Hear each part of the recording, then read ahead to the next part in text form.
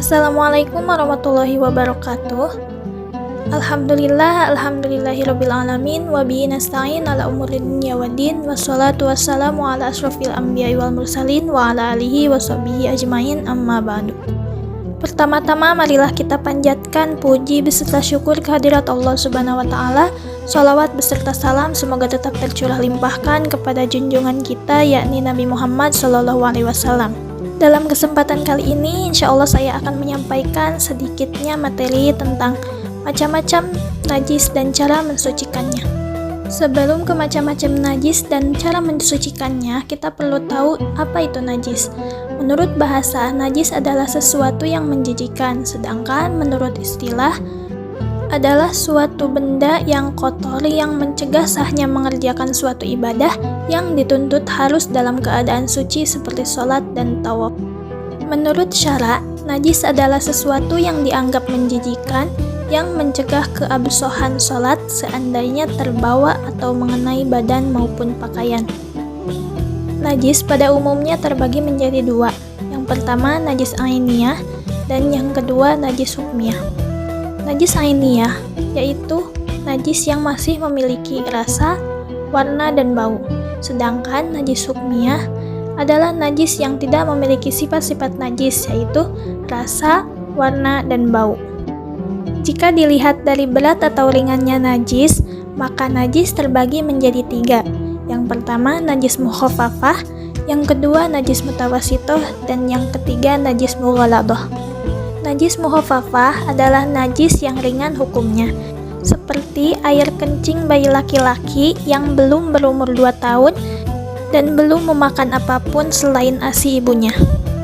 Namun, apabila sudah mencapai umur 2 tahun dan sudah mengonsumsi makanan selain ASI, itu hukumnya menjadi najis mutawasitoh. Cara mensucikannya yaitu sebagai berikut.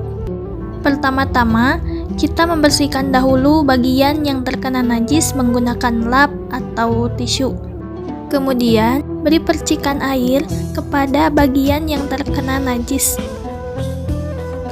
Setelah itu, kita bisa membersihkannya kembali menggunakan lap atau tisu. Yang selanjutnya najis mutawasitoh. Najis mutawasitoh termasuk ke dalam najis yang sedang. Contoh najis mutawasitoh yaitu seperti kotoran hewan atau manusia. Akan tetapi jika kotoran hewan dari anjing atau babi itu hukumnya najis mughaladoh. Contoh lain najis mutawasitoh yaitu seperti darah. Cara mensucikannya yaitu sebagai berikut. Di sini saya mengambil contoh dari najis mutawasitoh yaitu berupa darah. Untuk membersihkannya, kita membersihkan dahulu najis tersebut menggunakan lap atau tisu sampai bersih.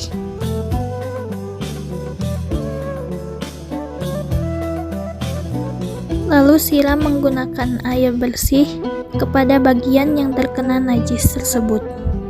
Lalu setelah itu kita bisa membersihkannya lagi menggunakan lap atau tisu yang ada sampai bersih kembali.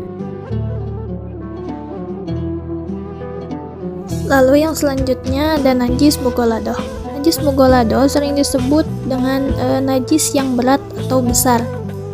Benda yang terkena najis berat ini harus disucikan dengan cara menggunakan air yang disiram sebanyak 7 kali, yang salah satunya menggunakan air dengan campuran tanah.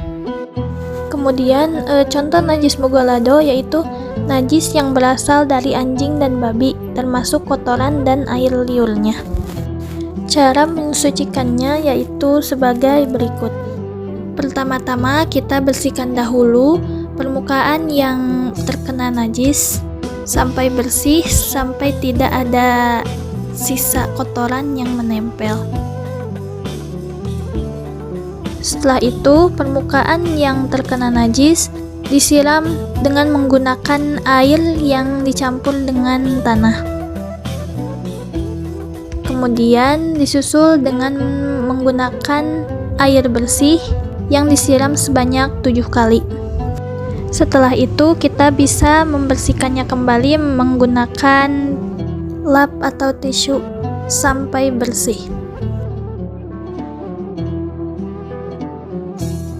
Mungkin sekian yang dapat saya sampaikan. Mohon maaf bila banyak kesalahan dalam pengucapan kata atau dalam praktik yang saya tayangkan menggunakan video, karena saya masih dalam tahap belajar.